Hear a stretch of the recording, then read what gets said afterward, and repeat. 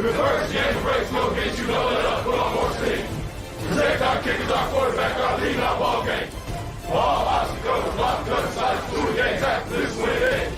First shit again, we're here for the first minute. Carry body, keep never 6 minutes. The culture that Hype and everyone has created in this building, it's been phenomenal on teams, and we're only going to continue to be better. And the standard around here, I've said it before, I'll say it again, standards to be the damn best. And we're never stopping. Doesn't have to be perfect, ain't gonna be perfect. We go compete for 60 freaking minutes. All right, enjoy the opportunity, enjoy the environment, and then go play our butts off, play for one another, and have a hell of a lot of fun. Everybody got me? Yes, sir. All right. Yeah, again, I think we should really have the best defensive line in the country. I feel really good about our depth that we're building. I feel really strongly about, their attitude and the determination that those guys have played with. And again, I'm not even talking as much about football, just great guys. They're great human beings, and, they've really worked hard. And, as coaches, we want to see guys develop and reach their full potential. We have some examples in our room what the gold standard of linebacker play is. And when you think about that, just with the history and tradition of this place, you think about Al Wilson. Well, to have Al Wilson in practice today, I think that really brought some elements to the guys in the room, and Edwin was one of them, because he is walking in the footsteps of someone like that for sure. But you know what? Let's talk a little Vols. That is not me trying to take any shine away from the phenomenal channel Talkin VAWLS, and my guy Boogie Bentley runs, so shout out to them. But let's talk a little Vols here.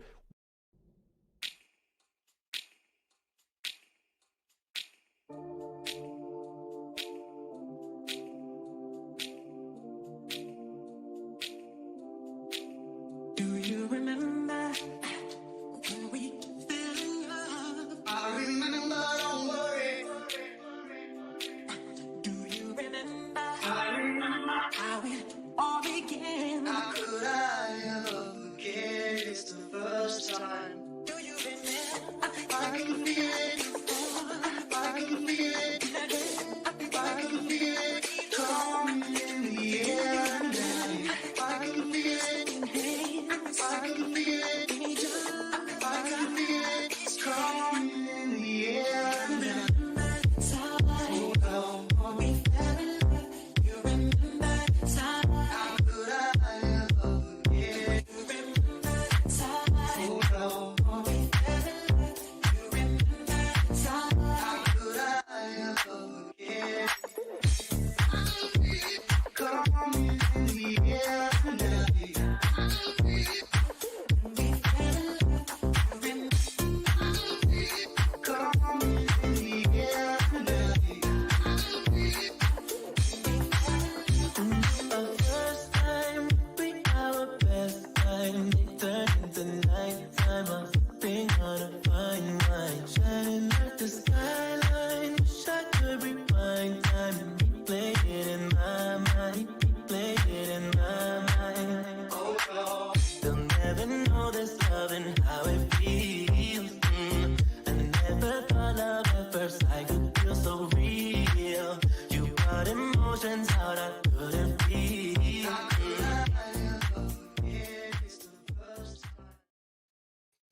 Oh, he's a good boy. Who's a good boy? Who's a good boy? That's awesome. Welcome to the Talkin VAWLS Network. My name is Boogie Bentley, joined by Coach Jay, Coach Rice. But tonight is your show. It's the fan call-in show. Man, we started these things a few years ago, and look, the beautiful thing about it is that's where Coach Jay came from. That's where Coach Rice came from. That's where the X Factor, Dustin Sellers, so many people that come on this channel and have a regular voice came from the fan call-in show. So tonight is your night. We will be sending out the link to Talkin VAWLS Elite and Higher here in just a little bit. But we are going to talk a little bit of fall camp. We wanted to do this yesterday, but man, the three of us, we get long-winded. We never get to what we want to get to. But we're going to try to talk a little fall camp. We're going to talk about the injuries that took place. Obviously, the one that everybody knows about. We'll get into all that. But what are you guys up to? We got 150 people in the chat right now. do us a favor and smash the thumbs up, share out the link, let people know we're live, let them know to get in here.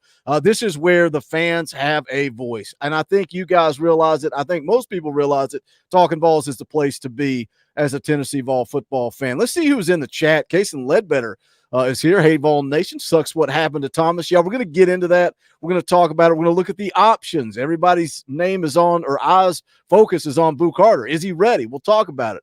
Matt Zimmerman is here, says smash that damn like button. Matt's feeling aggressive tonight. Universal Savage becomes a member of the channel. Shout out to Universal Savage. We appreciate that support. You can do the same. Hit that join button for just $1. You want to come on the fan call-in show? Think about joining at that Talkin Vols elite level. Nugs is in the house. What's up, brother? Dirty Ducky is here. Larry Workman's in the house, dropping those custom Talkin Vols emojis. We appreciate it. Jason is here, as he always is. Boomhauer. Boomhauer says, we need a JP appearance. Do we want Jeremy Pruitt? Is Jeremy Pruitt who we're talking about? Or the one, the only Vols JP? Man, if you guys knew, if you guys in the chat only knew how many times have I texted you, Coach Jay, and said, hey, I sent JP a text, but he'll let us know, and then he doesn't show up. He's busy, man. He's busy.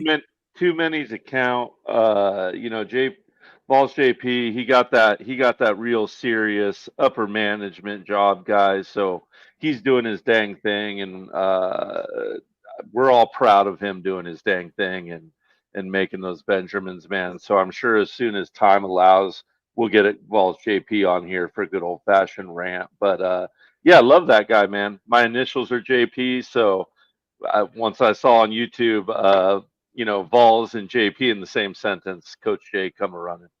I don't know how people could handle JP and Coach Rice on the same stream, because they're basically like brothers. They're basically the same human. So it would be it'd be interesting. JP's got an open invite, man. He knows that.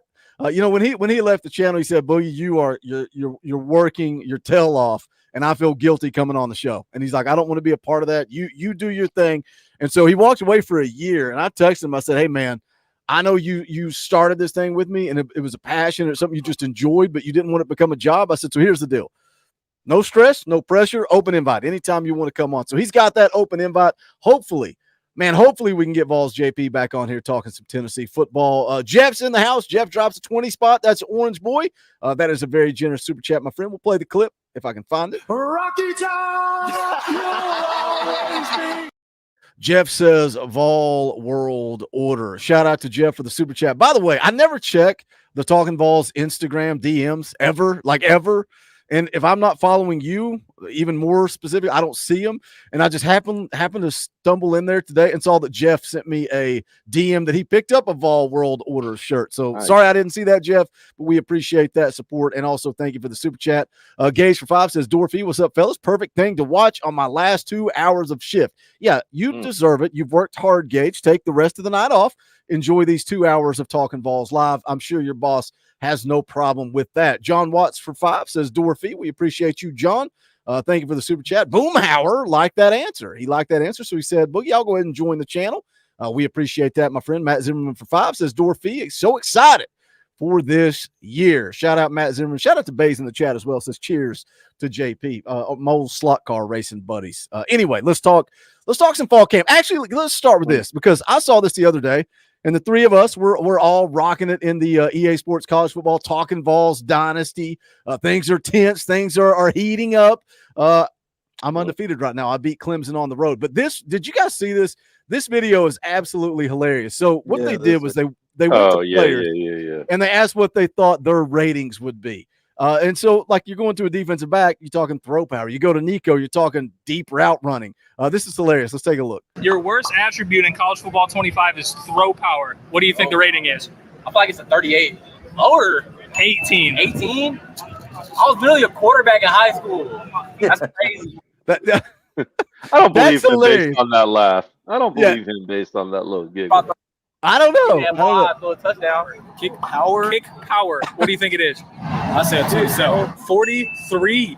43. Okay, we can work that. We can work with that. 37. That's BS though. 39. Okay. Well, I mean, they've never seen me tackle. I don't know how you can put a. Oh, go watch my high school tape. There we go. I had 93 tackles my junior year. No. Wait. Hold out the stat. 30. Is Cooper Mays not like the most authentic, genuine dude? Like Yeah, he just you seems like gotta one of love the him. boys, man. Like Cooper Mays, he's just got that. I don't know, man. There's just something about him that he draws people into him. All right, let's see what Nico's is. Deep route running. Whoa. Shoot, I should be like a 75. Like I really like that receiver back in my day. What do you think your Deep route running, Coach Shay. Nico, what are you giving him? Shot, Nico, I love you, but 70. All right, 70. That's We'll pretty give you good. speed, but That's not bad. That's 70. What? Yeah, I give him 70. I give him 70. He can move, man. He can move. I've never actually seen him catch a football though. He's been playing quarterback as long as I've been around anyway. So yeah, I don't know.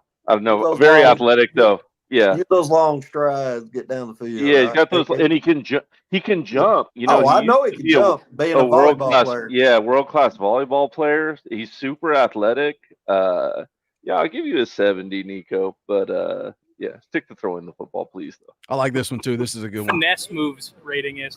15. 39. 15. That's not bad. I'll take that, no doubt. Go on the run. Throw on a run. Like a 40, 45, 32, 18. 21. I love it. Like, it can't just be 40 or 45, 32, 18. It's like he's so specific, man. Dylan Sampson, that's a leader, man. That's a dude. Yeah. That's a dog. Look, my throw on the run should at least be like 60 because, like, I can get it down the field and I can be precise. My lowest rating on the game is deep throw accuracy. He says a 36. Uh-oh. All right, Caleb. What are you talking All right, Caleb. That's 100. That's 100. I don't know about 100, but it's better than 36 or whatever they said. Caleb Webb acted a little offended too. What'd you think about those, Coach Rice? I saw that video. Absolutely hilarious. I was dying laughing. Dylan Sampson's just 42, 38, 16. Man.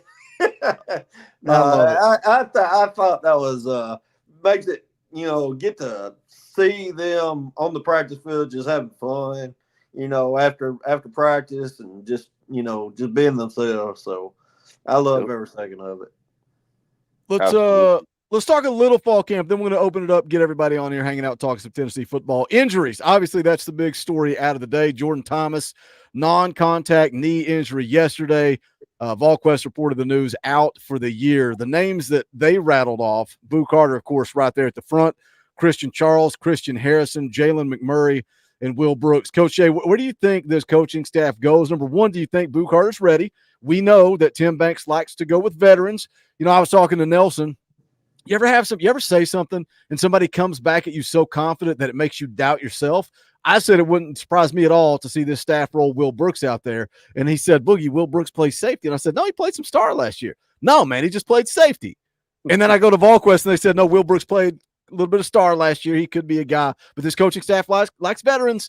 Will they start a true freshman at the star position week one? Well, first of all, I think whoever starts there will earn that spot. I don't think they're just going to hand it to anybody. But real quick, let's back up and address one thing. And I think Coach Rice would agree with me. I think most people probably would. Listen, you need a physical summer. You need to be out there popping and hitting. It's a long season. You need to get ready for that. Injuries are a part of this great game we love. They are inevitable. You're going to get them. I think we've done a great job recruiting and put ourselves in a lot better position than we have been in the past to fill this.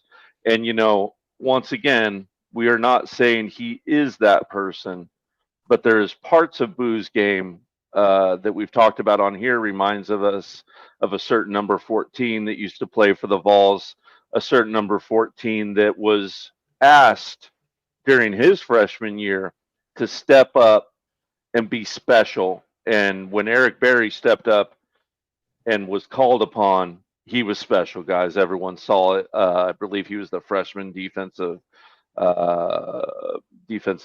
or the freshman DB of the year for Tennessee, or in the SEC, and put up big time yards. I think he had 5 interceptions that freshman season. Yeah, if I'm not mistaken. I think it was 5 interceptions. He played a lot And more free safety that year, more than strong safety. Sure, yeah, he moved around quite a bit actually. Yeah, that year he did play a lot of free safety. There was even times he sat in the corner position, not a lot more sparingly, and earlier in the cycle for Eric. There are elements of the game that remind us of him. I think there's people that can fill this position. I think you can have the best of both worlds. We'll see how long it takes Boo to digest everything. I know he's been making plays early, but as you mentioned, Will Brooks, do we see another freshman start to get a little look there? And Edris Farouk, I really like the way he's looked early. The guy's a dude, looks the part. I think he needs some time mentally, but we'll see how he comes along. Of course, Christian Charles, and we'll see. Do we slide some people around? Do we see Christian Harrison, John Slaughter? What kind of mix around do we get? Moving forward. But I think no matter what happens, that position will have to be earned by said player. Yeah, without a doubt. I mean, it's definitely going to be earned. This coaching staff is never going to just give it to whoever we think should just step up and take it. It's Yeah. and there's been it's been said. AP even said it.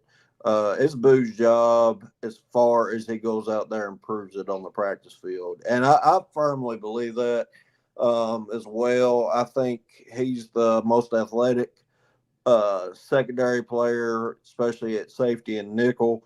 I think it's as long as he goes out there and shows he's ready and learns the defense, and he's a freshman. He'll make a mistake, but as long as you're making hustle mistakes and not tons of mental mistakes, like as long as he's showing that he knows what he's doing and he's playing, doing the right things and being physical, I think it's going to be his job. Now we'll see come August 31st. I called a couple months early, like late in the recruiting cycle when he committed. I said that's going to be your star, and Yeah, I you said, called it. now I didn't want to go down this way. Don't get me wrong. Sure. I want Jordan Thomas being there. But I thought by mid-season, I thought Boo would be your starting star, and they'd slide Jordan Thomas back to safety.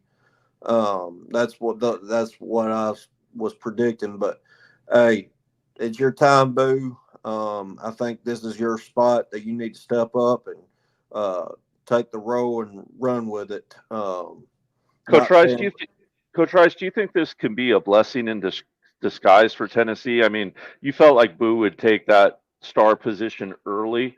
Do you think it could be a blessing in disguise in the sense that now he's going to have that front half of yeah, the season to get a lot of run before he's in the yeah, Southeastern SEC. Conference play? Yeah. Okay. I could definitely see that. I mean, don't get me wrong. I think Will Brooks, I think John Slaughter at safety, and then moving down, maybe a couple others. Jalen McMurray's X factor, and Christian Charles. Depends on how they want to play it. Yeah, Coach Jay knows that star position is very versatile, and you can do several things with it. You can play a Yep. corner type guy. You can play a safety hybrid type guy. So if you're playing someone that's a real spread out, pass heavy, you may see Jalen McMurray slide in there and take that slot position because they're spreading you out, they're passing the ball. You like that corner being out there. But if you got someone that's compacting the formations and runs the ball, you may see that's where you'll see Boo Carter and someone like Will Brooks or Christian Harrison in there, someone that likes being a little more physical. But I do think it's Boo's at the end of the day.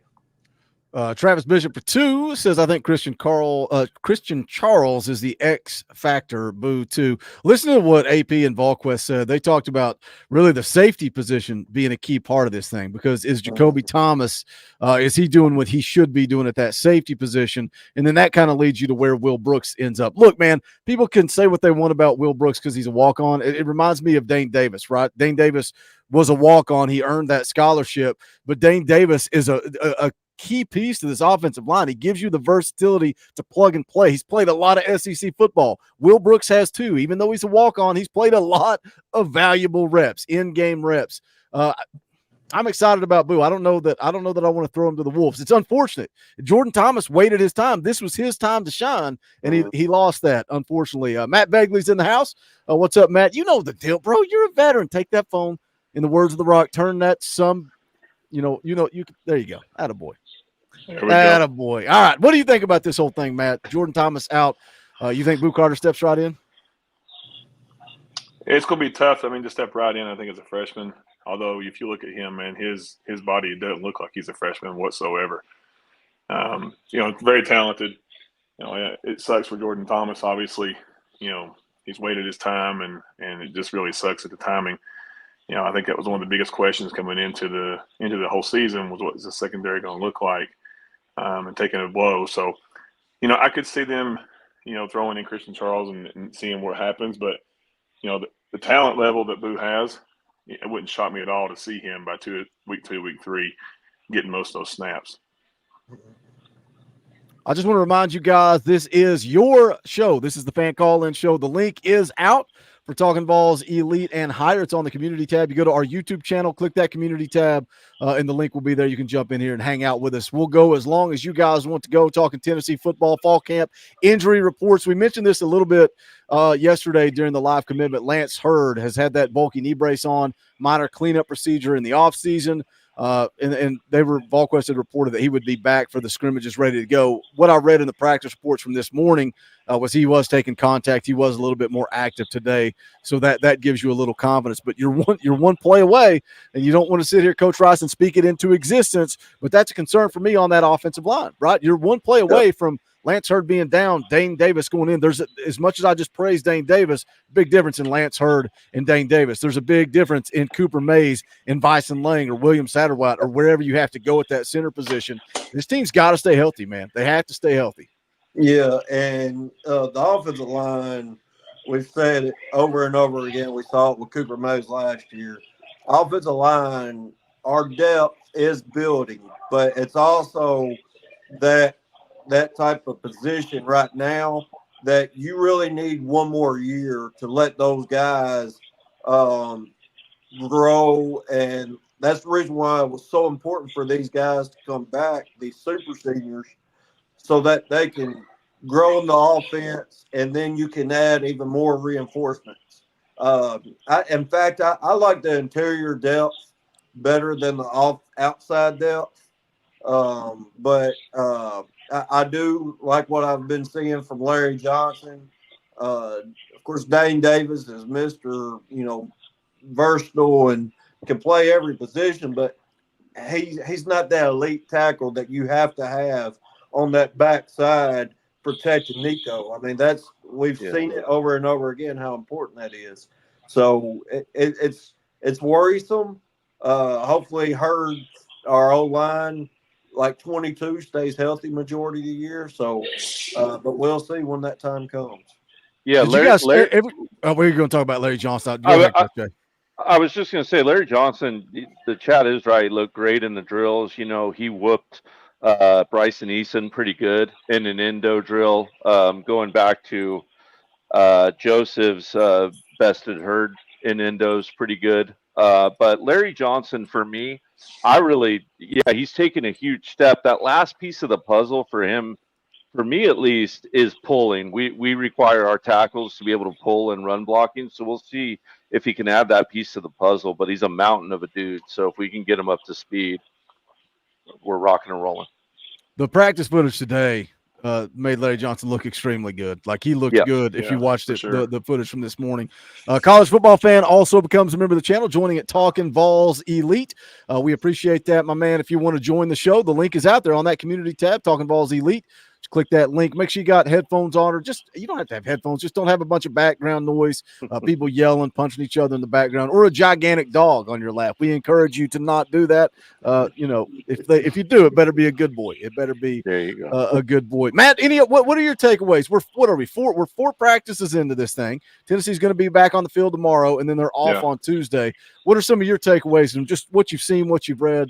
It's early, but it's still. Yeah, I think biggest takeaway I've seen so far, and when you visually, is that we've got a lot more dudes that just look like dudes, right? I mean, Heupel has really built depth in the program. Now, it's not experienced depth. We know that, but there's a lot of guys that have really changed their bodies.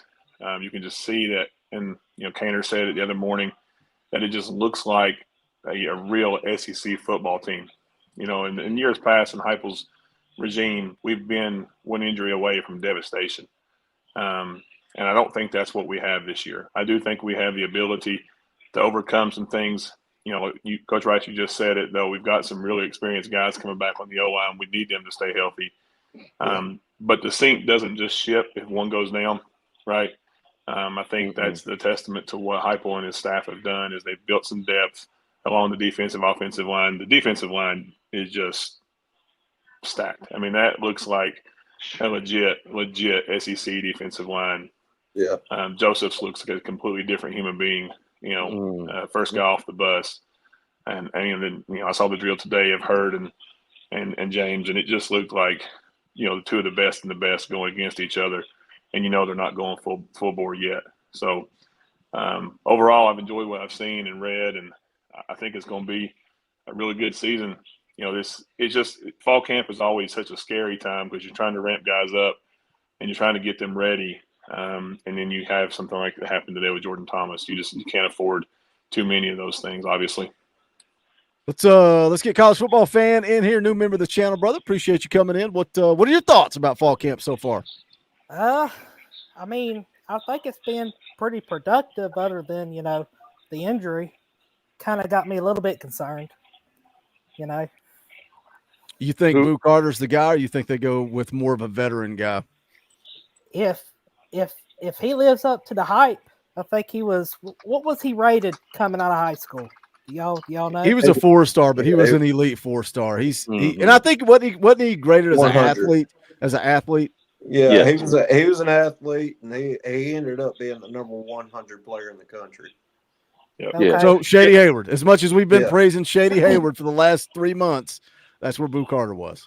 Yeah. Well, if he lives up to the hype, then they may go, but who knows? They may put a more experienced guy. I got faith in this coaching staff. I'll put it to you that way. Exactly. And from what Coach Banks has shown, he's grown from year to year, and he knows what he's doing with this defense and how he wants his guys. You talked about injuries and talk about depth. The two groups that I'm the least worried about as far as depth goes, and we can take a couple, hits, is wide receiver and D-line. And I'd even go almost at linebacker. Yes. Because you got some young studs growing in that room. They've shown they're growing. I don't want any more injuries to be even heard of in the secondary. And then offensive line. Those would be the two. As long as Cam Selden and Peyton Lewis is coming on, that's another one that you kind of worry about. But wide receivers and defensive line, you could take a couple there, even though, knock on wood, you don't want to. But those are the two that Coach Heupel's really groomed to where we're SEC ready. There's two things that you said that are firing me up because it's two things that I made notes about.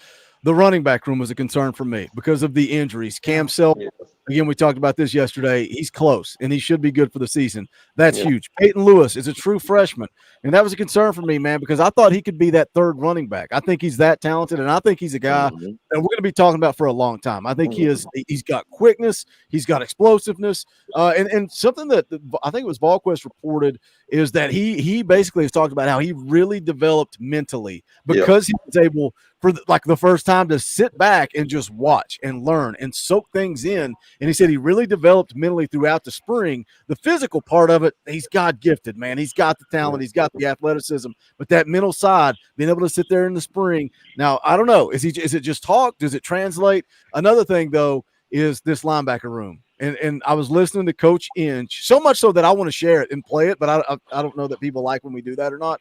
But his interview with the media, I'm like, Coach Jay, if he's watching, did you watch it, Coach Jay? I was like, he has to be licking his chops. He was talking about Arian Carter, that he's going to be one of the elite linebackers that you guys are talking about for days and years to come. He talked about his speed, talked about his quickness, but he said he also brings that physicality. He talked about how, Coach Inge is leaving the building, and he sees Arian Carter's car over there, and he's like, is Arian's car messed up? Let me text him real quick. And he's like, hey, man, just make sure you're okay. Yeah, Coach, I'm in the film room. This is at 10:30 at night. This is when the coach that gets paid $1 million is going home. The kid is still in the film room trying to get better, trying to make his teammates better. He said he's on them. They're on him. That's a culture. When you've got kids that want to be in the film room, that's a culture that's second to none. And then he goes on, and he talks about Edwin Spillman, a guy that I'm drooling over. Like, the kid's been on campus for 2 weeks, and I'm saying, Matt said they look like an SEC player. That kid showed up 2 weeks out of high school. He should be going to his high school prom, and he looks like freaking Al Wilson.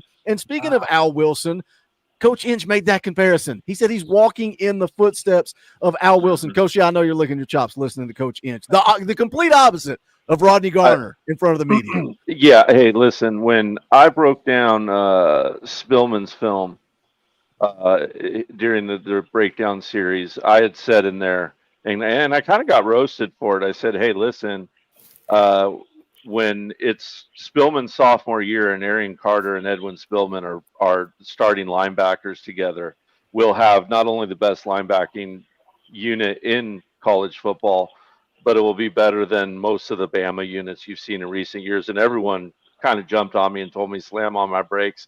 I'm triple downing on that, man. I love how athletic Arian started to look. Like I said, he kind of put on that power weight. Slimmed back down, trimmed it up, got his speed back. But the light bulb was coming off at the end of last season when he got hurt. He was starting to really, really come along in the pass game. He wasn't getting crossed up or confused like you see Herring getting in some of those games. I was really excited about where he was, and then unfortunately he got hurt. But him and Spillman together, man, with T-Lander coming in intermittently, is going to be flat out scary. And, with the defensive linemen they have playing in front of them, quadruple scary. That's just going to be a tough unit, man. I'm super excited about our linebacking unit, and probably the best linebacking unit at Tennessee since Al Wilson and maybe Renuk Thompson and those guys were around. Maybe you could talk about Gerard Mayo, Kevin Burnett, people like that, but you can whisper these players in the same breath. They're going to be special. Yeah, I think Spillman mentioned Gerard Mayo and said that's somebody that he looks up to and patterns his game after. Dave Morrison's been a member for 14 months. We appreciate that support. Deuce dropped the 20 spot. That's an orange boy. We'll play the clip. Rocky Top! Deuce says, I just want to see my name on the scrolling Majabra on the bottom, LOL, go big orange. Then he realized, oh, crap, I just tied it. So he said, here's another $1. Make it 21. We'll take it, Deuce. We'll put you down there. Top donation of the night, $21 super chat. We appreciate you. Go big orange. Thank you for the support. Our post-game guy, our guy that just shows up today, he's like, I don't know, he works a little bit, maybe a little harder than Dauber. Maybe a little harder than Dauber, but Dustin's in the house. What's up, brother? What up, dude? What's up, people? Are you off of your sabbatical? Are you off of your vacation? I feel like the bowl game ends and you're like, Boogie, I'll see you in 6 months. No, man. I'm doing my research on the okay. There you go. I like it. Man, just grinding at work, man. The hotel business in Nashville is just nonstop, man. People just keep coming, man. It's like The Walking Dead. They just, keep coming. They don't ever stop. Nashville's just insane. So that's keeping me busy, and I do music too, so that just nonstop. But I keep up with my month of my balls as much as I can for sure. How are y'all? Good, good. Doing man. good, Good to man. see you. Doing good. You too, Check y'all. this out. Jeff is like, if we're gonna play that game, then I'm just gonna drop $2 so I can take the lead Okay. back. All right, we're gonna play this game. We're not gonna drop the 22s and the 21s. We're just gonna do a bidding war. I don't know why I'm allowing this to happen. It's usually just top single donation, but we'll allow it. We'll put Jeff back on top for $22. So shout out Jeff. We appreciate the super chat. Dustin, how much fall camp have you taken in? Reading any notes? What are you excited about? What are you concerned about? Upcoming season expectations? It's whatever you want to talk about, man. Yeah, I mean, man, after yesterday's news, I'm riding on a high for real. The quarterback position looks good. And then, yeah, I've just kind of watched some of the highlights, listened to my Vol Quest and my Eric Kane and all that. There you go. Obviously the, injury today is going to kind of shuffle some things around. But I think as a whole, we kind of knew that the secondary was going to be a trial by fire kind of situation, since it's, we're so used to having the guys that's played for 20 years back there that now we've got a whole crop of guys. I don't think any of us can really say for sure what we expect, but we know that they're going to be more talented. We know that they're ultimately going to be a little bit more athletic, I think. And so I'm hoping that, regardless of experience, some of that instinct will kick in. Deuce drops another 2, so now he's on the leaderboard at 23. Can somebody just drop a 50 spot and stop this madness? College football fan and Matt, you guys can chime in on this. What did you guys think of yesterday getting Faison Brandon, the quarterback recruiting that Josh Heupel's doing? I was in Greensboro. Oh, were you at the commitment? I wish I was, but my girlfriend lives up there, and I told her, I was like, we're going to get this guy. Yeah. Oh. And we're set at quarterback for I don't know how many more years to come. Mm-hmm. And that's a great feeling. Yeah, and that's never going to end as long as Josh Heupel. No, right. Well, and you've always got the Negavols chiming in on Facebook and stuff. Oh, they'll probably transfer in 2 or 3 years. Like, well, maybe one of them, but I think it seems like this staff is really good about just being fun and keeping people engaged. I mean, at the end of the day, the kids are going to go where they want to go, but at the same time, like, man, like, why be negative about 3 5-stars and a 4-star, like, just stacked? How long have we waited to have even remotely that kind of opportunity to talk about that stuff? I think it summarizes Facebook, right? Yeah. Twitter is an angry mob. Facebook is a bunch of out of touch people.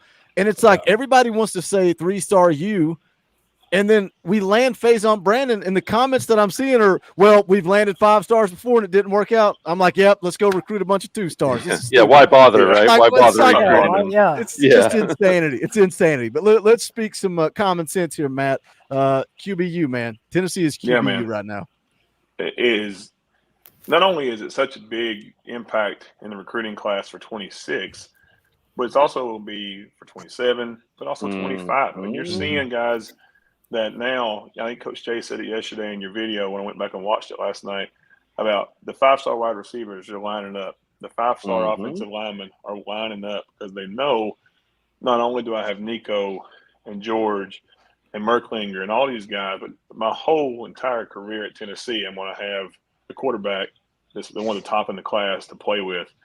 And it just tells you how connected the Heupel is to what his offense is. And we've seen the difference of when it's ran perfect and when it's not ran perfect, right? There's a little bit of drop off there.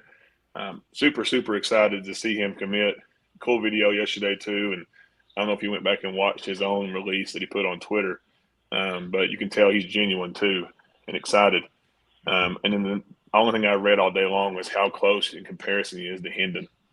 And if that's the case, then we've got a real one there. Now, obviously, too, in the world of recruiting, we've got 2 years to hold on to him, which is always a challenge.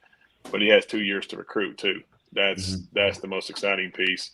And then the tight end tomorrow that potentially comes off the board too for a 26. The foundation's already set, and we're still in the fall of 24. I know football recruiting is crazy now, and you got kids in 7th, 8th grade getting offers, but To get the number 1 player in the country lined up for a huge class. The 25 class is massive for this development to keep moving, but it's only as good as the next one too. So it's a big step in the right direction for sure. Yeah, and 26, you know, and one thing he said that I picked up on his video with 247, he said they may call, but I'm shutting down my recruitment. He said that in his interview, which he is a 16-year-old kid. So, but I firmly believe, I mean, you go back and look at Heupel's tenure in recruitment. The guys he's landed, majority, 96%, yeah, they're keeping. I've only seen 1 or 2 decommits, and my 2 decommits, you wonder if they've been processed out. So that's the thing with Coach Heupel. That's why I'm not really worried about not holding on to Brandon, because I think he's a lock. He's a Vol. He loves the culture at Tennessee. His family loves the culture at Tennessee. And what QB, what wide receiver would not want to play in Coach Heupel's offense when you got the star power and the talent to go along with it? We said it with Nico. When Nico gets the 5-star talent, just imagine what he can do when you saw what Hendo Cinco did with what Jeremy Pruitt left us. Yeah, absolutely. And now you've got, on top of that, just the momentum of the quarterback position for the University of Tennessee just keeps building and keeps building. Obviously, Nico's the talk right now of all of the 24 quarterbacks. He's being compared, you know, Heisman mentions he's never even played more than, you know, a game, more than 1 game total, and he's already getting Heisman talks. And you got Colin Cowherd coming out saying that Joe's the front runner to start in New England. You know, I mean, it's just like you said, Coach Rice, the quarterback position, I don't think we ever have to worry about. But it's such an important position for what this offense does. You know, so I think it's huge. Yeah, and I think it just taps into the cool factor. You know what I'm saying? Like, you know, we know it's a team sport, and we know that, you know, you got to have a lot of other pieces to it. But if you can get somebody that's a, you know, name brand, so to speak, right off the bat, then, you know, the other kids are going to look twice, you know. And how long have we waited to have that relevancy, you know, to even, you know, be considered, you know, in the mix with Georgia's and Alabama's, et cetera. So I'm just thrilled that we're like, I'm not saying we're there yet, but, you know, just we're taking those steps finally where we can see that light at the end of the tunnel. And man, it's just, the sky's the limit now. I mean, you know, it's been a quick rebuild. I mean, all things considered. So I'm excited. Let me hit this super chat real quick, and I want to come back kind of on that same thing about how you got to have a quarterback. Pokey Dave says, enough of this nonsense. I'm sick and tired of y'all freaking arguing and bidding $1 at a time. So I'm going to drop the 50, and we'll play the clip. Why not? Money isn't everything. It's the only thing. And everyone has a price for the $1 million man.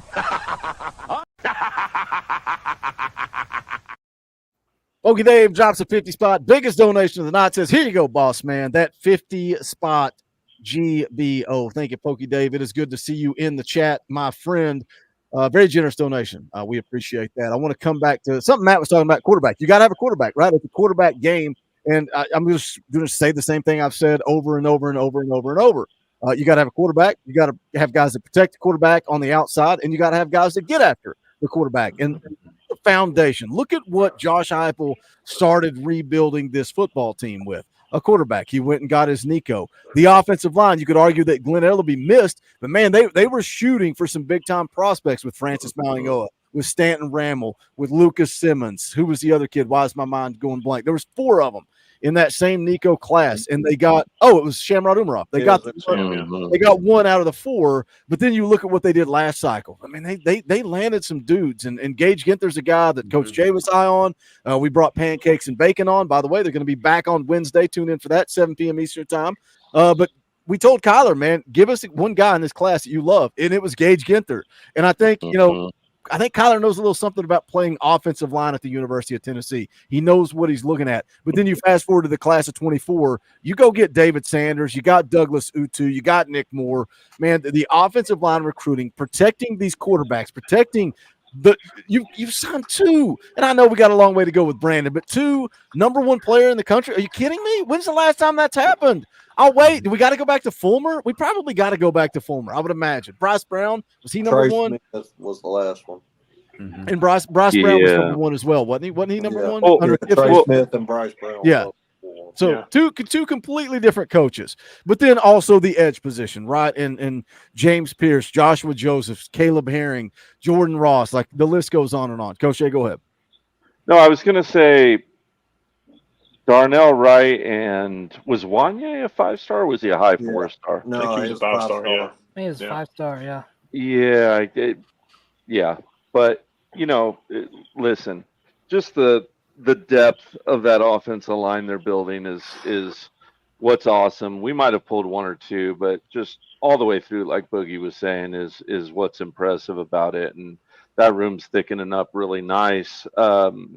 Maybe a good question is, with all the college football game, the new college football game, we could toss it to you guys. Now that you got this 5-star quarterback in there, if you could pick another 5-star at any position to throw in this class, what position you go into, college football fan? Any 5-star. Any position. Just got to be the Offensive position. tackle, maybe. Okay, you'll take another offensive tackle. Yeah. Sure. Yeah. Matt? Let's go safety. That's think it. that'd That's be mine, too. Yeah. Is it? You think that's the fourth after you go quarterback, tackle, edge rusher? You think safety is that next position you need elite talent at, Coach Jay? Yeah, I do. That's I do. That's what I was gonna say. Like, It's the middle of your football field, right? I mean, it's Like an Eric Berry. Like if people have asked me a million times if you could take one former Vol, I'm completely hijacking Coach Jay's question. One former Vol and add him to this team in 2024. Who is it? I'm like, it's Eric Berry every single time. Every single time. Yeah. What do you think, Coach Rice? Coach Rice is like, give me a running back or a tight end. yeah. I was gonna Let say. me open up this offense. Mine's Alvin Kamara. You give me he would be dangerous. Yeah. Can you imagine? You give me Alvin Kamara in this offense. He'd be scary. Yeah. Oh yeah. He'd be scary. Yeah, I was going to go safety or running back. That's one area that we haven't seen as much recruitment quite yet. But going back to the secondary, it's like, I think the room was so depleted and they were so forced to throw out the veterans there, regardless of how well they were playing or not. Like they had to go that route, for the first couple of years here. But now we're starting to see all the guys that were recruited, because I know I was getting excited whenever Heupel and company were starting to recruit just new secondary players from high school and stuff like that, and other recruits. So I was happy to see that early on, and so now we finally get to see the development and hopefully a change of scenery back there, overall performance wise. Yeah, center would be a good one too, right? We're all searching for that good center. So that's I like that one, Joe Brown. That's interesting. Anyone got any thoughts on who's going to take that backup center spot? Who's everyone's pick? Bison Lane. Nobody has confidence. That's why we need one. Yeah, Bison Lane. It's Bison Lane, right. and you hope William Satterwhite comes up to speed before 2025. I think it's Dane Davis. I think he's going to be your backup center. He's your backup anywhere. If Yeah. whatever position goes down first, Dane Davis is the first to Yeah. step in. 'Cause he can play his I wonder position. about guard. If Carrick wins the left guard position, if Sham is the backup there. It'd be Sham at left guard and probably Jackson Lampley at right guard. Yeah. But Dane Davis everywhere else. Yeah. Did Dane Davis play some center last year? He did, didn't he? Yeah, I thought he did.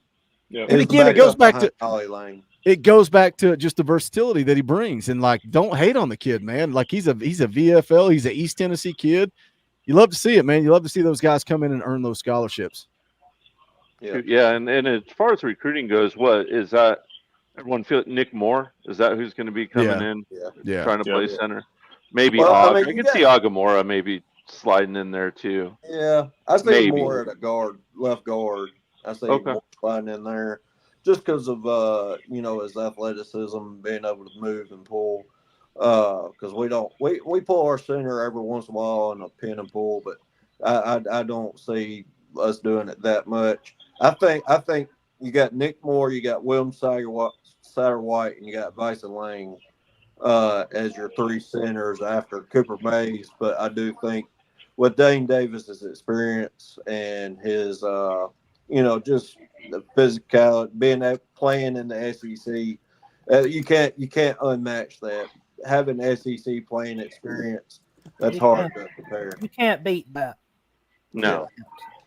By the way, Bleed Orange, I have no idea how long you were sitting in the back, and I was like, "Oh, there's a drop-down menu over here." And I'm like, "You could have been back there 20 minutes," and I had no idea. I was only in there for about maybe 2 minutes. So no. All right, cool, good deal, man. I appreciate you jumping on with us. What do you think about Coach? I like Coach J's question. You could sign a 5-star at any position in the class of 25.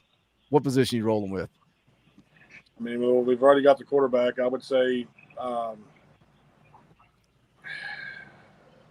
I'd say lineman. Any of the front five on the offensive line. We need to keep that after we get David Sanders, we need to keep that rolling so we can keep these guys protected. Yeah, second that.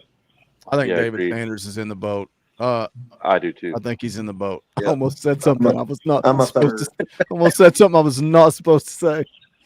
I feel confident that David Sanders is Price involved. have been sending you a message again. Yeah. Hey, listen, it's a line of scrimmage league. It's why I thought Boo could be a blessing in disguise, guys, is because that NC State game, all jokes aside, I think we handle them because of our trenches being superior to them on both sides. But I'll tell you what, our secondary is going to get tested in that game. Yeah. They got a quarterback that can throw the pill. They've got really, really top tier wide receiver core. So it's going to be a spot where we can find out, is Boo got it together enough to be in that role? How does he fit in there? I think we'll be all right there, man. But maybe a good segue. What's everyone's one game they really want to get this season? Hold on. Kansas State. Wait. What question did you ask? I said, what if you could take you get to pick any W, what W you want? I don't believe there are good people that pull for Georgia. I think they're all terrible, ugly, disgusting human beings. I think it's just that no, there are no good Georgia fans, Eric. There are none. I thought that's what you said. Go ahead. You guys can answer. Across the board. Yeah, all of them. Yeah. But, I mean, I think obviously there's so many games on this schedule that you want to win. I think the biggest one that we've seen kind of early in the development for Tennessee seasons has always been that week 3, week 4 Florida game. Mm-hmm. Going on the road and beating Oklahoma in their first SEC game is huge for this outcome of the season. Mm-hmm. Yeah. I mean, obviously we go through the schedule and you've got that run of Florida, Bama, Kentucky in a row, and then Georgia coming up. But I think it's such a big game, especially if we're talking playoff. Right, is getting that win on the road. It's going to be interesting for Heupel anyway going home. They're going to be pumped because it's their first SEC game. But it's two teams that are in a very similar path too. Sure. Right, freshman quarterbacks.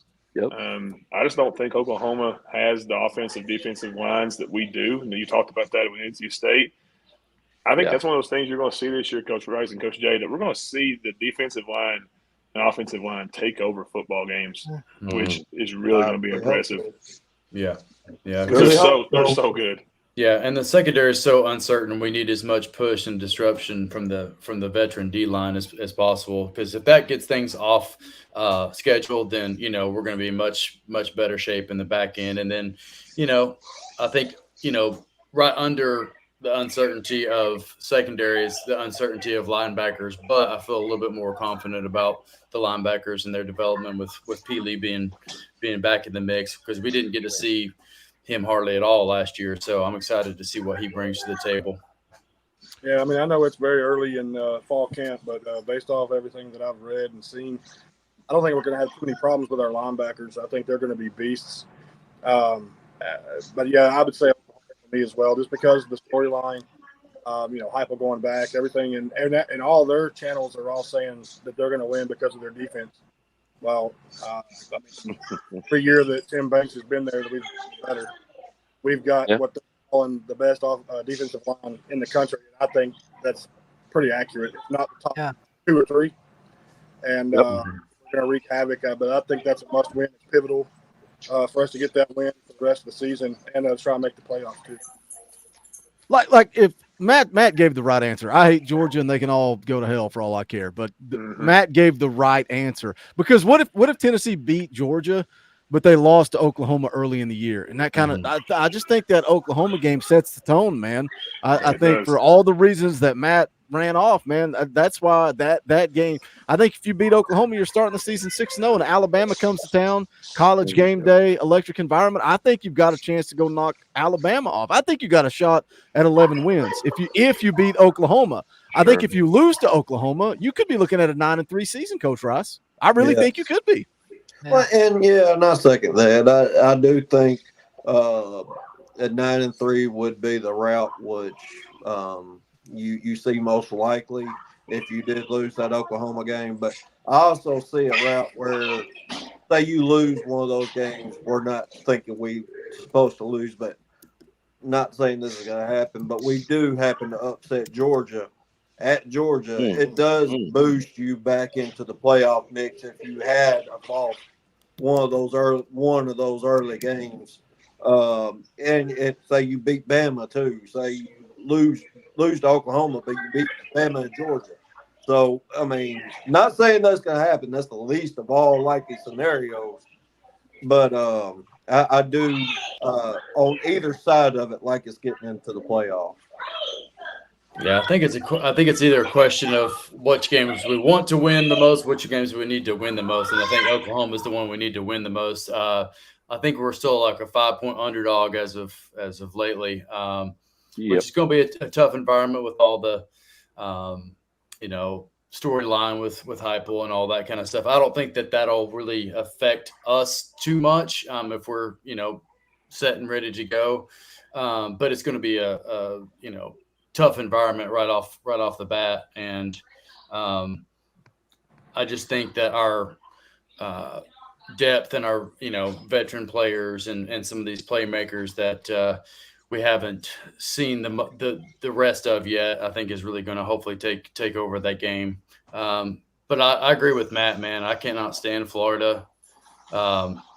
Like, I want to beat Georgia, I want to beat Bama, of course. They're like neck and neck, but like we gotta win that Florida game too, just for my own sanity. I cannot stand losing to Florida, especially when the last 2 or 3 years we should not have. You know what I mean? How many times in the last 10 years Tennessee should have beat Florida? Oh yeah. Coulda, woulda, shoulda, right? Yeah.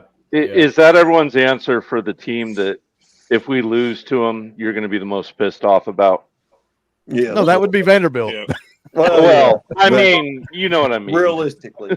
Realistically. Man, we can't lose Sunbelt Billy. I don't know, man. Probably the most pissed off, most deflated Oklahoma. I'll just be deflated. I'll be like, damn, man, this was our year, and that's gonna deflate.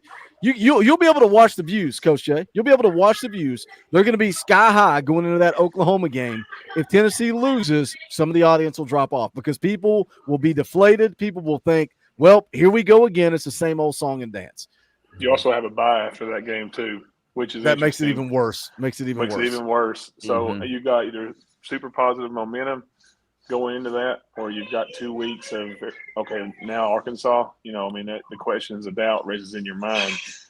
But I think when you look at this schedule, the beauty of this schedule and why I think 11-1 is a real possibility is you've got Florida, Bama, Kentucky, and Mississippi State right in the middle of the season, all at home in a row. And if you're on, and if you beat Oklahoma, it's going to be electric in that stadium every single weekend.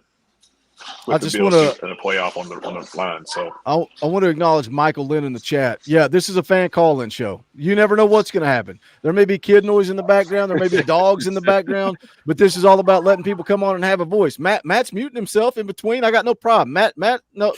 I'm waiting for the day. I'm waiting for the day that Matt is like, we're going into the Florida week, and his kids DDT each other into the wall behind him. That's life as a it's father. Fortnite upstairs right now. So. And I think most people in the audience understand that Sunday night's not about professional, dialed in, clean YouTube content. Not that Wednesdays are either. Not that post game shows are either. We're not professional around here. I get it. But this is all about hanging out with the boys, having a good time. I would much rather Matt mute himself and unmute himself and have him on here because he brings value to this channel, and I want him to have a voice and him to come on here and hang out and talk Tennessee football. So I get it. I get, Michael, where you're coming from, but that's just the reality of Sunday nights on the Talkin VAWLS Network. Jackie Pickle drops a 20 spot. That is an Orange Boy. We'll play the clip just for Jackie. Rocky Top! Jackie says, tip for the tip jar boogie. We appreciate you, Jackie. It's always good to see you in the chat, my friend. Ron the Don for 5. Sorry, Boogie coaches and fellow Vol fans checking in late, but it don't matter who we get. We're going to beat them and throw them in the stick of bushes. That sounded like Ron the Don, right? That was pretty good. Yeah, that was pretty good. That was pretty good. You know, Shout out Ron the Don. I need to put the link out to Talkin VAWLS Faithful so we can get Ron the Don in here. Jackie for 5 says Buck Fama. That was another 5. We appreciate that, Jackie. And then Jason. Do you know who Jason is, Coach Jay? Or do you not remember this? Am I the only one that remembers? I think I remember. He's the guy that hated us, but now he loves us.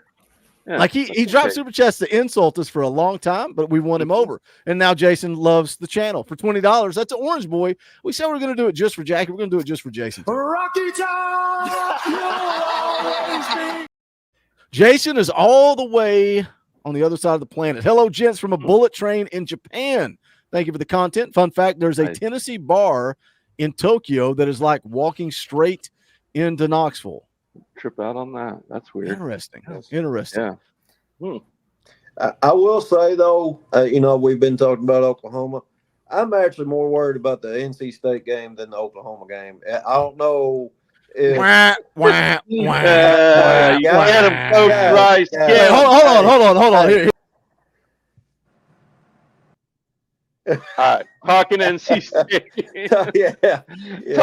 Talking Wolfpack here with Coach Rice and Coach Jay. And it's not because of I think NC State's more talented than Oklahoma. It's because of where it is on the schedule. Exactly. And it's just early. You got DBs, young DBs that are inexperienced against high competition. And then you also got the factor of Nico having those games to grow. Not saying I'm worried about Nico at all, but having the ability to have those 3 games under his belt, I think Nico's going to throw for over 350 yards. Ooh. And Dylan Sampson's going to run for over 150 yards on Oklahoma. And we're going to expose their D-line. James Pierce is going to end up with 3 sacks. And it's just I think it's going to be a coming out party. I think it's going to be LSU 2.0 from a couple years ago, where we're going to go down and expose them. Yeah. We're going to destroy their crowd. We're going to quiet them early, and then Tennessee Vol faithful is going to be in the background saying Rocky Top all freaking day, baby. So NC State, that's the one we got to get past. But Oklahoma, we're going to be flying high, baby. NC State, I love to give Coach Jay crap about that because I just think Tennessee's going to go in there and take care of business. But it is a test. Like I know that. I admit that it's going to be, but I still think Tennessee wins by 2 to 3 scores. Like, yeah, me too, Boogie. I think we're going to be. I think we're going to be like, all right, we're going to make fun of Coach Jay after that. Yeah. Well, I think Coach Jay's like, stop talking, Boogie. Shut up. I get where you're coming from, though, because there were so many neutral site games or like opener games for so long, like West Virginia that just like trounced us, or Oregon or whatever for so long. I went to that game. Yeah. I went to that West Virginia game. I went to the Oregon game and sat in the rain just to watch us get absolutely destroyed. But, so I feel you there. And, they're going to be a well-coached team, no doubt. What if we do lose that game, though, and get ourselves back on the path? How do you think that affects us overall? Is it the same kind of effect as if we lose to Oklahoma, or is it something that we can come back from? I think it's worse. Sorry, but go ahead. That ain't me. College football fan, go. Go ahead, go. I think. Sorry. College football fan, answer Bleed Orange question. Better or worse than Oklahoma loss? I think it'd be worse. honestly, because I think Oklahoma is a better talented team than NC State, my personal opinion. And it would just be, I think it'd just be a little bit of a setback. And I live in North Carolina. I have to deal with these people. Okay? I understand. NC State, Duke fans, the Carolina fans. I have to deal with these people. Mm-hmm. We got I'm to in Georgia. beat I NC win. State. Oh yeah. That's rough. I mean, I think worse So too, it's because first. then you're going right back into Oklahoma right after that. I mean, that's Yeah. early outside of the conference losses. I don't think we can afford, and that's not that's not going to be an easy game by any means. I think as you're going to see, I don't think it's Pitt and the way that Pitt went. But I don't think you're up 4 touchdowns at halftime either. But I do believe that you're a better football team than NC State. I know Grayson Call transferred in from Coastal, and he brings he's a good player. He's a real good player. But like we talked about earlier, the depth that this team is built on, and where they're built on, and where the leadership comes from, is the interior defensive and offensive lines, and that whole group. I think that helps Nico in a sense of pushing wins like this through in comparison to what we've seen in years past. And just to be honest, the talent level Nico has is completely different than the quarterbacks we had in those losses too. So you're playing with a different ball game than we play with in years past. I think that's the fun part about this season. We got sports banter. We got sports banter in the house now. What do you think? We're talking. What's a worse loss, Oklahoma or NC State? I guess NC State because it would be earlier, but I see that Oklahoma game as a big boost. Like if we go into that game undefeated and win that game, then I think the sky's the limit for the season. But you got to get. I agree with what Coach Rice and Coach Jay are saying about it being the timing of the game. I feel like the Vols are a better team, but if they're going to beat us, they would have to beat us early, because later in the year I don't believe they would really have any chance at all. So based on that, I'll say the NC State game. How do you think? Well, and here's a comparison that just popped in my head. I know it's slightly different teams and slightly different, time, and people have come and gone since the bowl game. But defensively, Iowa was, all this talk last year, and there was just such a calmness about Nico. Just went about his business, put up 35-0. How do you think Iowa, and minus the offense, we know they had zero offense, but is there any similarities there as far as what we're walking into, our offense versus their defense? I don't know much about their defense. I've just heard stuff about their NC State's offense. Their defense is going to be pretty good. Yeah, not elite, but it's going to be good. They're going to play good defense. But NC State's always has had a stubborn kind of blue collar. Yeah, they're hardworking, and the way I compare it to is NC State's going to be like I think Iowa was a pretty good comparison, but more to me, we all think about that, which is pretty much a Tennessee game, but the Bristol game when we played Virginia Tech, I compare that's the second game of the season. Okay. It was very with a team with a lot of experience coming in. Do we go take care of business against Chat unlike we did against Appalachian State? Yes, because we got a better coaching staff. We got a better team, personally, I think. And I think us going into that NC State game will be better prepared. I've never said I think we're going to lose to NC State. I just think it's the time of the season where we will actually see what this team's going to be about.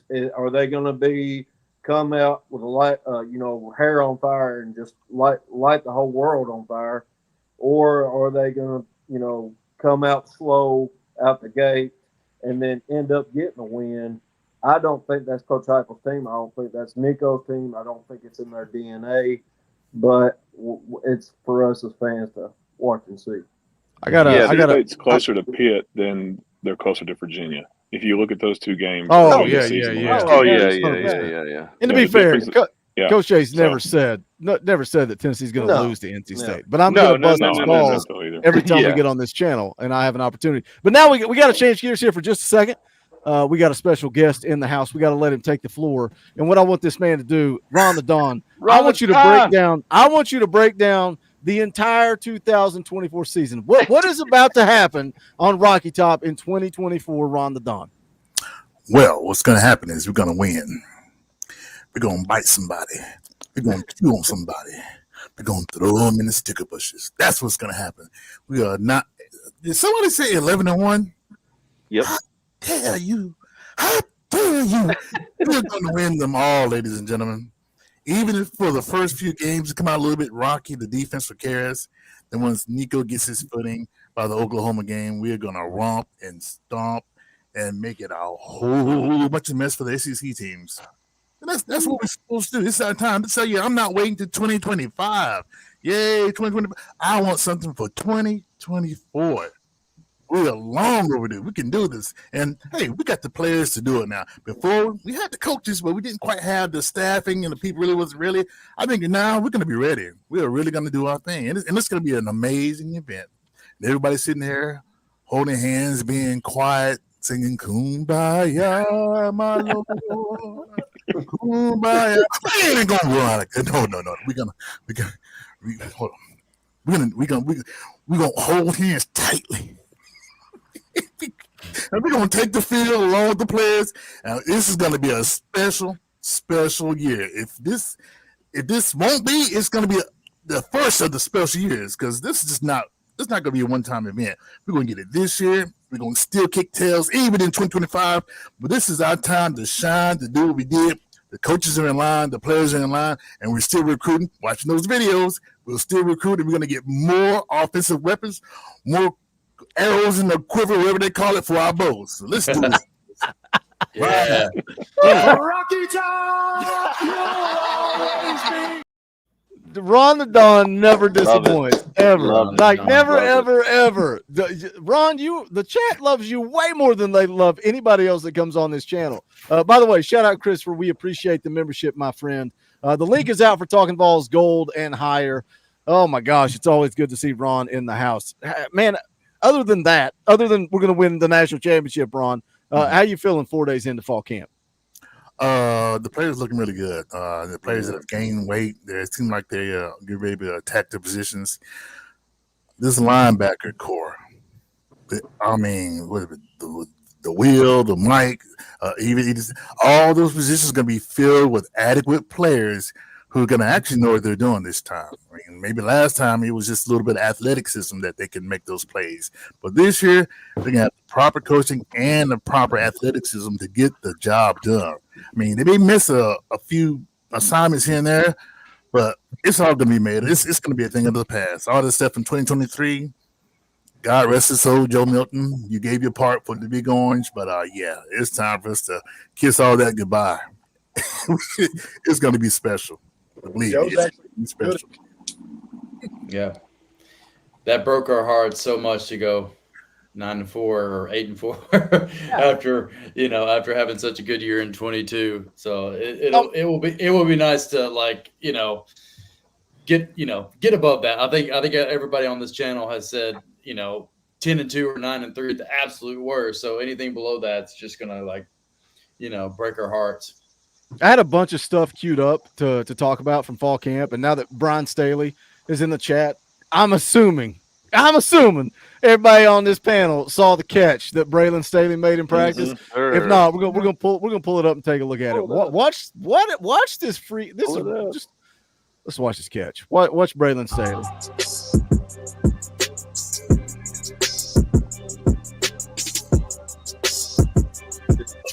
Ooh. Oh, like it. Come on. You kidding me? Cold right there. And that's just a drill, right, Coach Rice? That's just a drill. That's just 7-on-7. Yeah. That's either 7-on-7 or just ball, wide receivers out on there. Yeah. Who threw the ball? Anyone know? I honestly don't. I don't think they showed it because there were some clips. I'd probably say Jake Merklinger or Gaston Moore. Yeah, who threw this ball though? Is what I want to know. Did you guys see this one? That's your guy, Coach. Who's that That's your guy, cornerback? Coach Jay. That's Jamon McCoy. Let's break That's this your down guy, right Coach here. Jay. Let's break this down right here because this is a route into the end zone, Coach Jay. What do you think happened? Because you can't really see. You can't. Let me mute this. Good Lord, that music is so loud. You can't really see what happens. The ball's in the air, but is he undercutting a route here? Like he's coming back and making a play. Yeah, I think it's a miscommunication. Think so? Come on, Coach Rice. Why are you letting the truth get in the way of a good story? It does look like one, but it also looks like a good job of staying tight with him, undercutting it. But it does kind of seem like this was maybe like a corner fade that he came. Yeah, it looked like it was. I was about to say, it looked like it was supposed to be a back shoulder or something, and it was underthrown. Misran or underthrown. It's hard to tell in a little snippet like that. But I'll tell you what, Jamon McCoy, man, we've talked about it before. Watch his film breakdown if you haven't seen it. I am over the moon high on this guy. That kid. Take a look too at the vert of Chris Brazel in that play. Goodness. Yeah, it's insane. Good Lord, how many plays? Right there. How many plays have we seen him go make in 4 days of fall camp? Yeah. It's every day. Yeah. But Jamon McCoy is another one. Yeah, he's a special athlete, guys. We didn't do a breakdown on him in high school, but go watch his high school football film. He jumps off the page, super athletic. Pac-12 freshman corner of the year last year. Man, I'm stoked on number 3 at cornerback. Ricky Gibson looked fast in practice too. I actually think we've solved our issue at cornerback. Mm-hmm. We'll see it. We'll see at safety how we come along here. And by the way, that last play right there, that was another Chris Brazel touchdown. So, but guys, we should be ecstatic. I know I can't match the excitement that brother Ron just brought, but Nobody does. Guys, we can honestly see Tennessee in the future holding up a national championship trophy. We can visualize it.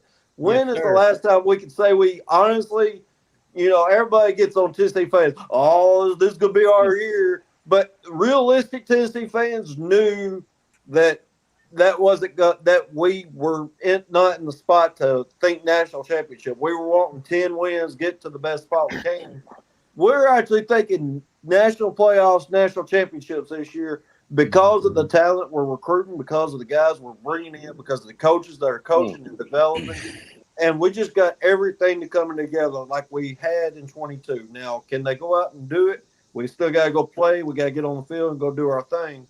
But from everything we've seen at practice, guys, let's roll. I mean, I don't know. I'm just hyped. I am. But you bring up I'm freaking ready to go because you're hyped, and we all are diehard psychotic fans, right? And you go through this process of insert new coach. We're going to go win a natty. That coach sucks. 3 years later, get rid of him. Here comes a new coach. This is our guy, right? And it was Kiffin left in the middle of the night. Then it was Derek Dooley. I'm like, okay, whatever. Here we go. Derek Dooley, let's go. I guess we're going to go win a national championship. But then Butch Jones came in. And Butch Jones got close, man. Butch Jones got close, but then he was a used car salesman. And we talked yesterday about making promises and how Josh Heupel didn't make promises to Faison Brandon. He told him you're going to come in and compete for the starting job. And the difference between Josh Heupel and him. But after Butch Jones, you got Jeremy Pruitt. It's like, all right, this is a good old ball coach, right? This is the complete opposite of Butch Jones. This is the guy that we need. He's going to bring us back to glory. 3 years later, we're like, all right, let's can this guy. Enter Josh Heupel. We're going into year 4. There is way more excitement. There is way more expectations going into year 4 versus, okay, this is a new coach. This is fresh blood. Like Sports Banner, how were you with every coach? Every coach that came in, did you think they were going to be the guy? Do you get hyped? Do you get excited? And were you really going into year 4 more excited than you've ever been? Because I think that's what separates Josh Heupel. My take on every coach that we get all the way back since we lost Fulmer has been, let me see what he does. I've never been one to prejudge the coach. Any of them, I've always gave them a fair shot. Mm-hmm. And when they start showing me that they lose the team, or like in Butch Jones' case, he showed me that he was recruiting stars instead of fit. And like a lot of guys he recruited, I felt like were just not a good fit. Like, for example, Dormady was a good, talented quarterback, but he didn't fit what Tennessee did at all. So once we lost Dobbs, I mean, it was just downhill from there for him, and it showed on the field, as we all know now. But the year 4 question, absolutely with Heupel. This is the most I've been excited since I can't even tell you. It's been a while, but after we lost to that Oklahoma, like, was it 2016? I think. Yeah. When we were up 17-0 and we lost, I swear to God, my wife looked at me and was like, "Are you okay?" And I'm like, We've been there. yeah, I'm fine. But I told myself from that point, I'm not getting excited again until they give me something to get excited about. I'm not gonna have a heart attack before I'm 50 years old.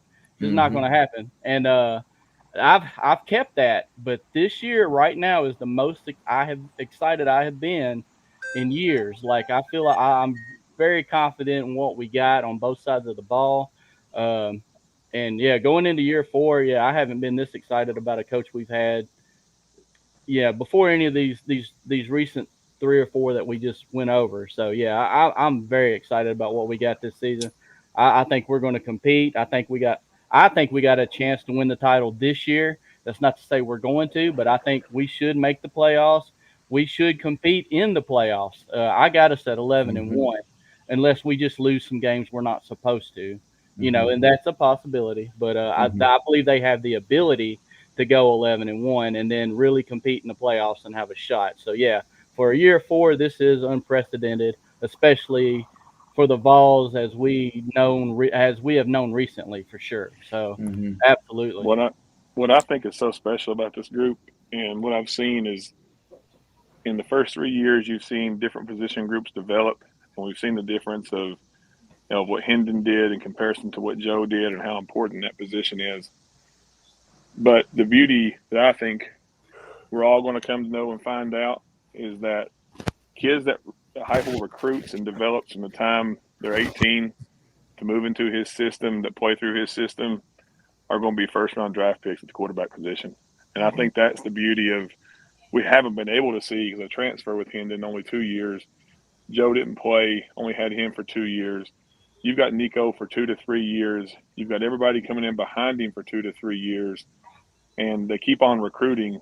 You guys are 4-0 in your last, up until yesterday, I think, or 2 days ago, on the live commitments. But the classes are just getting deeper and deeper and deeper. The talent's getting better and better and better. And you're seeing, guys develop from year to year, stepping into huge roles when they're coming in year 2. Yeah. That's the traditional view of a college football team, right? That's what we've seen, in the Bamas and the Georgias. When you watch those guys, it's not that they're rebuilding, they're just reloading. And that's where Tennessee is at right now. They're not rebuilding, it's a reloading class after reloading class. Yep. With some obscene talent that we haven't seen come into the orange uniform in I don't know how long, maybe early Butch days before he fills it out, possibly.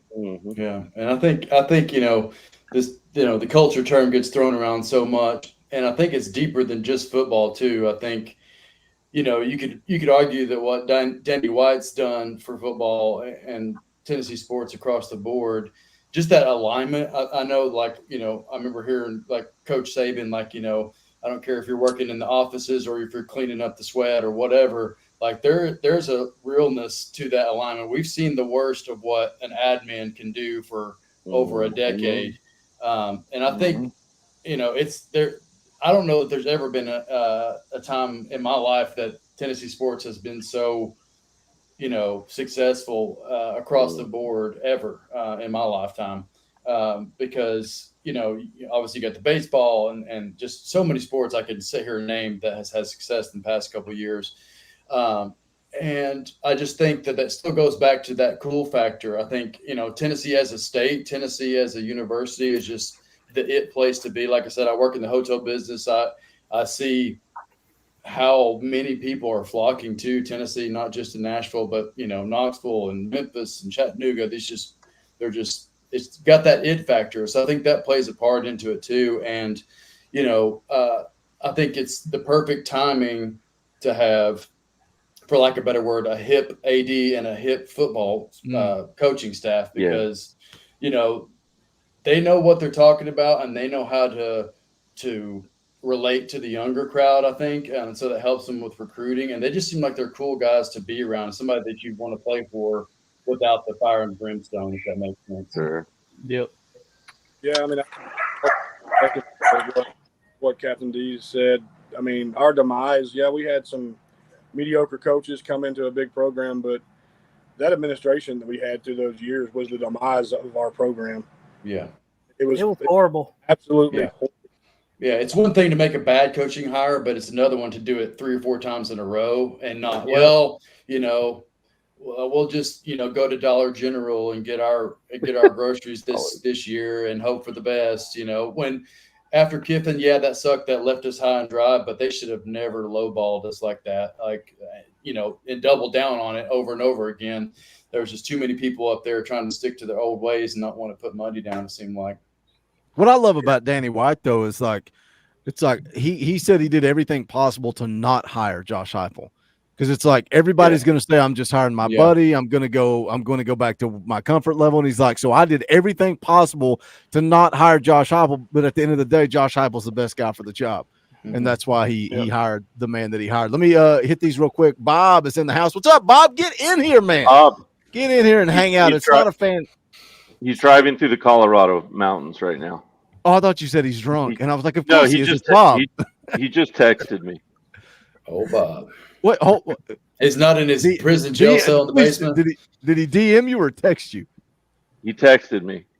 You got Bob's number on? I got Bob's number, man. I don't know if I'm ever gonna get locked up, man. There's levels to this game. There's levels to this game.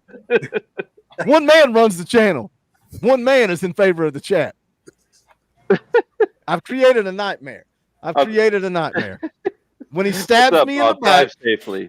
When this man over here stabs me in the back like everybody else does, and he starts his own channel, and he calls it Talkin VAWL Talkin Volunteers, and he says it's all different. You've never seen anything like this. He says I'm going to do tailgate shows and fan call-in shows and post-game shows. We're going to do live commitment videos. I'm going to say, okay, Coach Jay, I may just retire when this man stabs me in the back. Scott Bennett drops a $5 super chat. So my face is turning red because I'm laughing so hard because I'm such an asshole. Cover charge button, cause there is nothing better than drinking Stag and listening to Vol Nation. Yeah, you've clearly been drinking. Vol Nation on. Let's freaking and go. Big one. Scott's definitely drinking. Scott is definitely drinking. Scott's the man. Appreciate the super chat, brother. All right. We're an hour and a half into this thing. Let's go one more topic. Who am I going to put on blast? Let's put Bleed Orange on blast. One last topic. And what Bob says, you have my number, Boogie. Apparently I'm an asshole. Yeah. Jerk. Bob, get in here and we can argue about it. All right, Bleed Orange, give us one last topic to take us home. It could be something from fall camp. It could be something recruiting. It could be David Sanders. It could be scheduling, whatever. Anything you want to talk about. One last topic to take us home. I'll just say scheduling. I mean, you kind of gave me a little bit there. I think our schedule is favorable, but I dislike what the SEC did by having the same schedule in 25. Because I really want to pay Missouri back. I'd like to hit up old Beamer, and and I want the real UT to shine. So play Texas, and I don't care if it's at Texas. And I think we'll get that matchup between Arch and Nico. Oh, actually, we won't because Nico will be gone after 25. Yeah, probably. That kind of ticked me playoffs. off. Schedule. Yeah, maybe playoffs. Maybe yeah. playoffs. Yeah, I could spend a 2-hour podcast just on how stupid I think the Texas UT argument crap is. That pisses me off so much, but that's another day, another story. We'll do a separate podcast just on that and how stupid that is. But there's a reason why Tennessee, you got the UT and Texas got Tex. Yeah, because everybody knows the truth. Yep. Yeah. Go ahead, Dustin. Well, I mean, yeah, sorry, that was a tangent. Yeah, scheduling. Me, tangent, no way. Um, I think, you know, I've said this multiple times on this show, you know, I just hope that we execute and, you know, take down some of these big dogs we've been chasing the tails of, you know, the Georgias, the Bamas, Oklahoma, Florida, but I also don't want to see us drop one to like Arkansas or something, you know, Kentucky or something like that. That's been my biggest thorn in my side since the Butch Jones days of losing to, you know, South Carolina and Vanderbilt at the end of the year. That's the kind of, or Missouri or whatever. That's the kind of thing I don't want to see happen. But I believe that, you know, across the board, we have finally the pieces that we can really say we can compete top to bottom, just about every team, you know. And I think, you know, the timing of this Bama switch over is our time to start to take the next step on beating them more consistently too.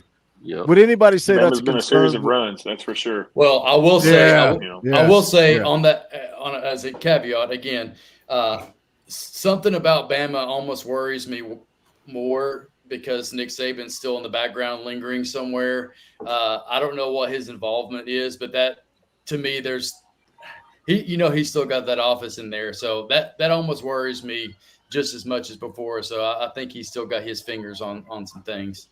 Why do you make two good points and then I can't decide what direction I want to go from there? Sorry.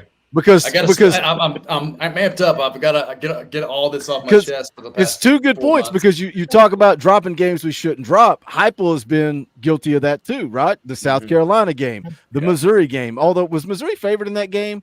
Were they the slight favorite? I thought they were. Yes, so they were. Is it really fair to say that about Missouri? I don't know, but a lot of people lump that game in there. But then flip side, Coach Jay, Coach Rice, y'all coach a little ball. Do you want somebody looming in your coaching room, looking over your shoulder, saying, "Oh, well, why are you doing that? Because I would do this." I think it could create problems. Coach Jay, you go first. Coach Rice, you chime in. I don't want somebody breathing down my neck. I want to run things the way I run things. Yeah, look, there's one thing. It's like having a mentor is good, right? Having someone who knows the program's good. You want them to show you around, you know, show you how to cut in line at the buffet and whatever you're doing, right? But you don't want them, you know, in your business over your shoulder. Look, Coach DeBoer has been insanely successful wherever he's been, and he needs to be allowed to have his own process and what's brought him success. Because if you intertwine the two, then it can mess with the balance of it all, right? So I think that needs to be watched. How much will Saban actually be in his business? I guess that remains to be seen. But yeah, I wouldn't want him too much in my business. And look, right now Alabama's recruiting really well, but look, if they came out and struggled this year, the wheels could come off it quickly too. But go ahead, Coach Rice. Well, and I'm just going to say that last part you talked about, and where I think Nick Saban has got his biggest foot still in the door is his recruiting. I know he's doing a lot with the NIL. I know he's doing as far as with his car dealership and everything that he has. I think that's where he has his biggest footprint. But you know, the pressure that is on DeBoer. Don't get me wrong. I think he is an outstanding coach. Other than Heupel and you know, maybe Kirby Smart, even though I think that's if something don't change there culture wise, that's sooner or later that's got to fall apart. I think DeBoer's a top ranked coach just because I think he knows what he's doing, but the pressure that is building on him. That in the season hasn't even started, the expectations and everything.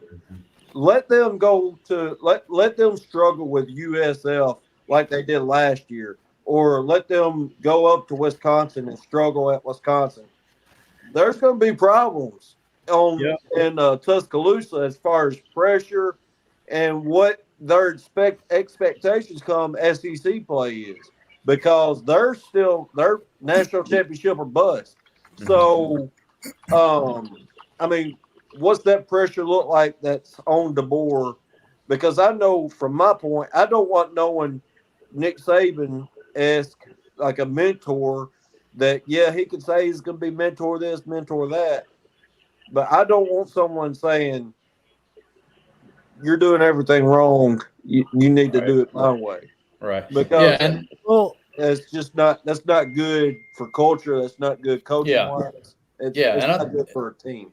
Right. And if it was anybody other than Nick Saban, I would say that's never going to happen, right? But because it's Nick Saban, because it's Bama and their dynasty that they've had there for so long, and like you said, I think it's going to be more about the donors, the relationships, the behind the scenes stuff that worries me. I don't know if there's rules or regulations on what involvement, but he's such royalty down there that I was just bringing that up that like it could go either way.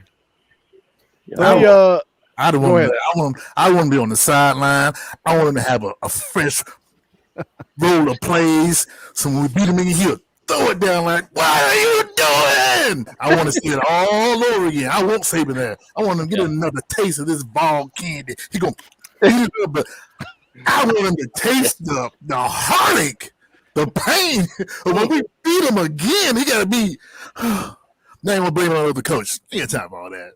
We got but getting back to scheduling, I do think the schedule itself works out perfectly. I've said it from the get-go when the schedule laid out. Now, for year on but beyond, I don't like it as much. But this year's schedule, the way it's laid out with the 2 byes after Oklahoma and after Kentucky, it sets up perfect. The home stretch. If Tennessee goes into Alabama at 6-0, and we got that home stretch.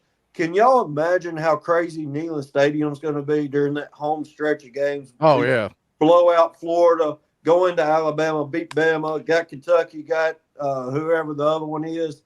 Guys, Tennessee, Rocky Top, Knoxville's going to be chirping. It's going to be crazy. And I'm ready to be up there for it. Well, I just want them to give us a fair share. I don't want to hear none of this when it's 40-5. Well, looks like the Vols are showing a lack of teamsmanship and sportsmanship. I don't want to hear that stuff. Alabama, they would drag people off the field. I mean, they would hurt people's feelings. Never said a word about them running the score. But as soon as we get a good offensive team, as soon as we're able to execute our plays, it's just Tennessee coaches. What are they doing out there? What about the other players on the side of the sideline? I don't want to hear that stuff this year. We're going to win. We'll do what we're supposed to do. That's right. All right, let me hit these last couple of super chats. We're going to get out the door here. Bob dropped a $5 super chat, says there's only one UT, only one right shade of orange. I feel like Bob is like, he's like, Boogie, just play the clip. With Texas coming into the league now, which school has the real claim to being able to call itself UT? There's only one real UT.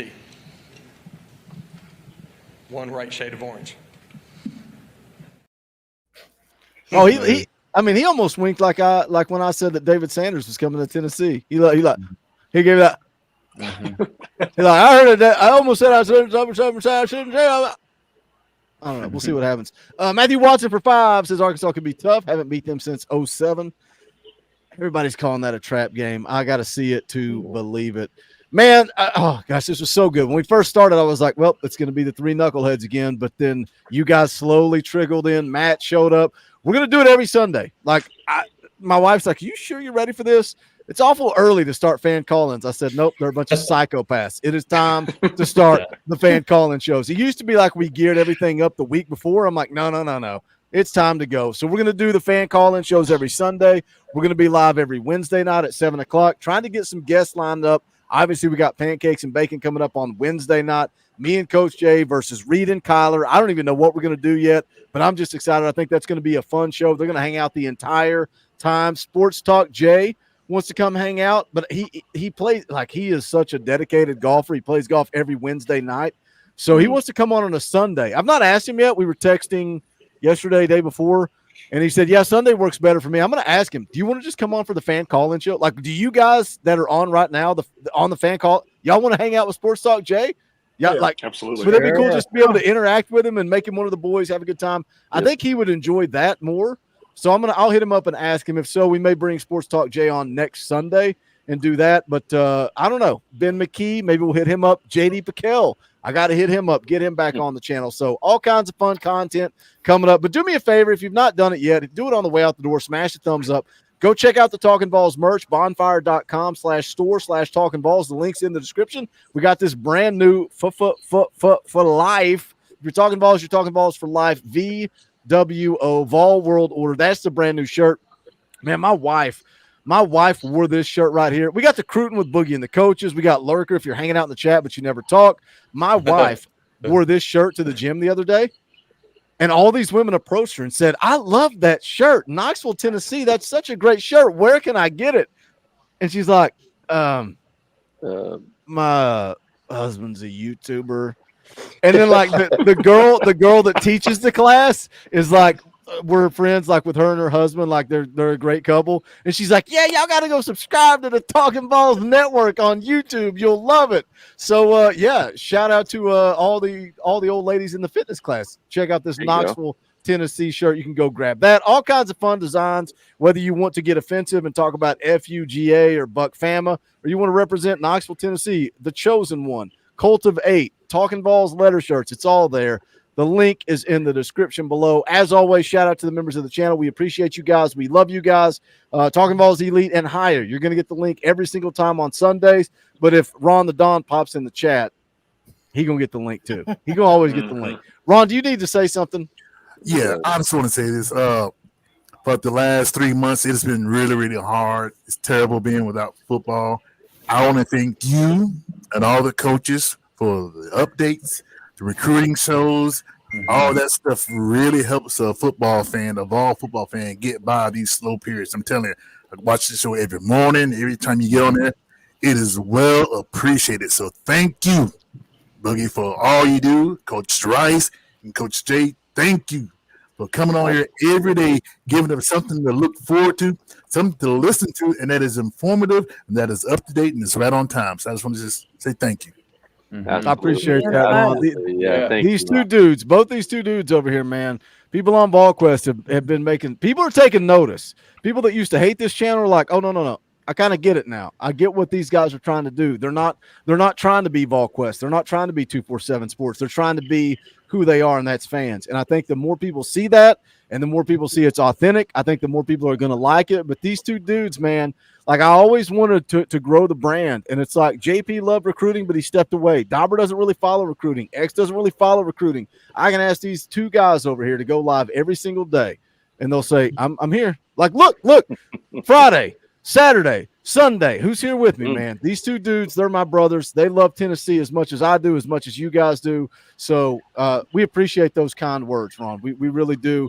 And seeing people like on VolQuest post that same thing saying, man, I don't know if you guys watch Talkin VAWLS, but those guys have made this offseason go by so fast. And I know people like basketball and they like baseball, but there's nothing like Tennessee football. Speaking of lurkers, Michelle's like, oh, by the way, I'm lurking in the chat. Here's a 20 spot, Boogie. Play the clip.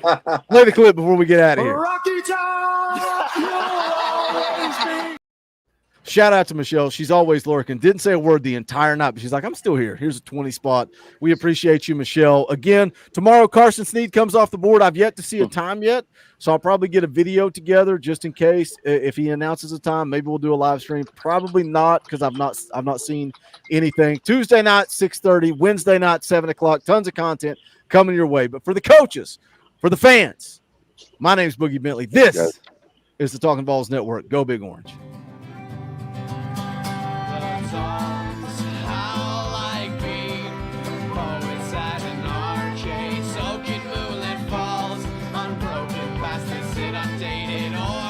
That we charge.